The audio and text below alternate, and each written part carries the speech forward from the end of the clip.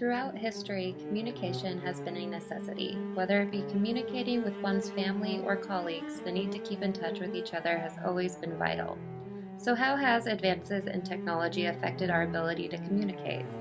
Let's start out by answering some basic questions. First, what is technology?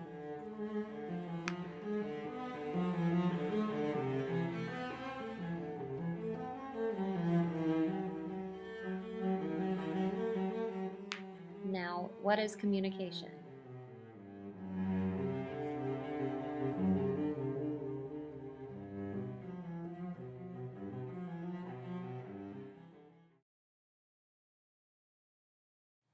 In regards to communication, technology has become depended upon in today's culture.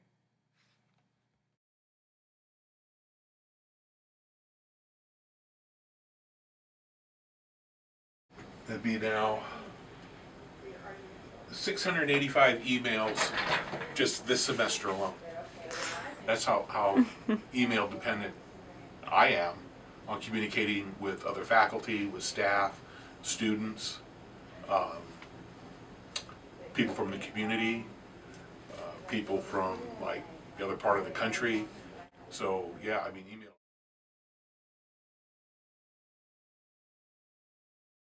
Critical. I mean, I have, look how empty my bookshelves are.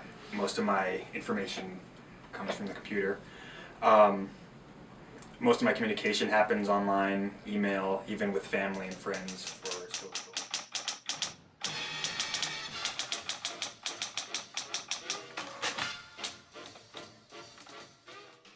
Some advances in technology have made it easier to communicate. What started out as snail mail has now turned into cell phones, webcams, and instant messaging.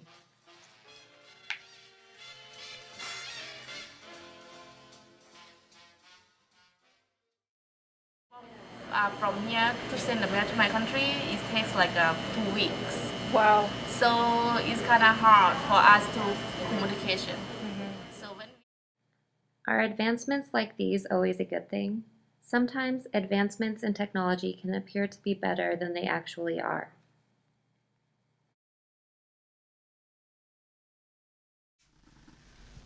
Well, in terms of the classroom, sometimes it doesn't work and it takes some time to figure out what's not working. Even, at home, it can be time consuming, especially if you have other things you need to do, but you get sucked into, social networking sites like Facebook or, I think in some cases there's issues of privacy as well, more so with like social networking sites. But even as a teacher, there's a lot of information that you can type in my name in Google, and of course a lot of information comes up because I have a website, and I have a few publications and so on. So in a way, it's good in the sense because you have that professional persona that's out there and people can have access to it, employers or other scholars, but then there's also that sense of privacy where you're out there. Even with all this great technology, the person still isn't in the room with you.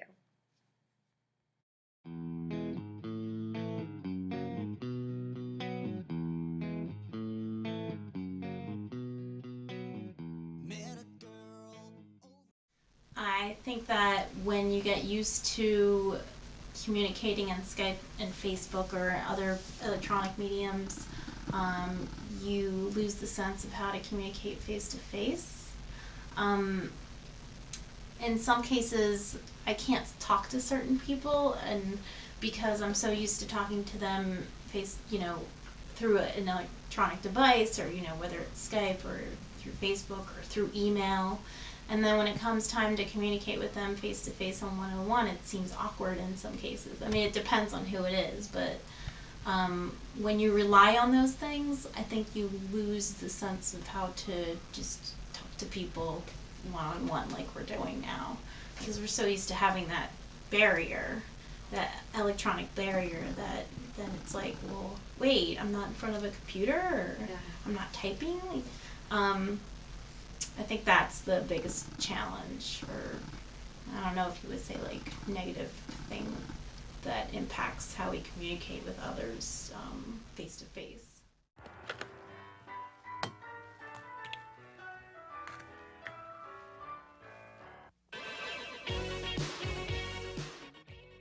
Take, for example, the cellular phone. What started out as a luxury item is now found in the possession of almost every single member of today's population.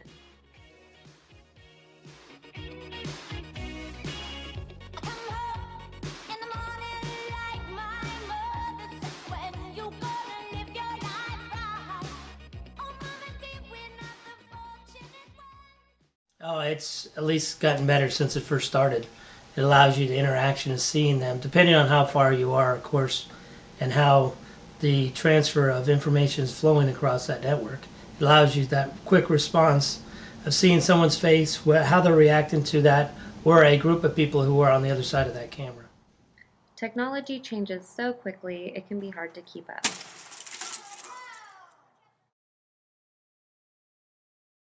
Is you can get a message out to a bunch of people within a matter of seconds. The disadvantage of it is you can actually hinder that, because then some people may think that message was tailored a different way, and they'd have a misunderstanding of what that message was.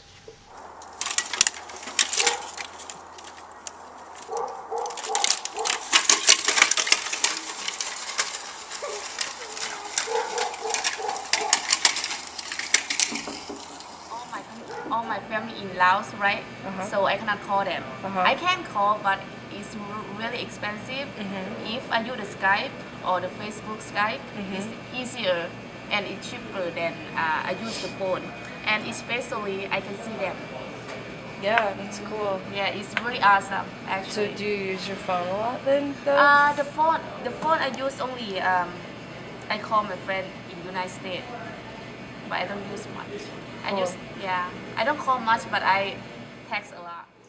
So there you have it. There are advantages and disadvantages when it comes to technological communications. I could stay forever.